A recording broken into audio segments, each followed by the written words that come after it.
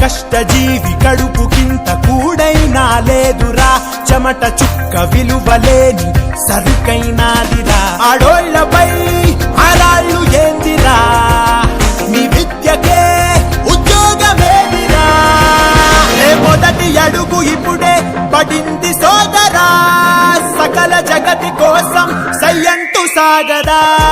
కలలు కన్న కాలం ముందుంది చూడరా, గెలుపు పిలుపు వింటూ చిందేసేలేరా.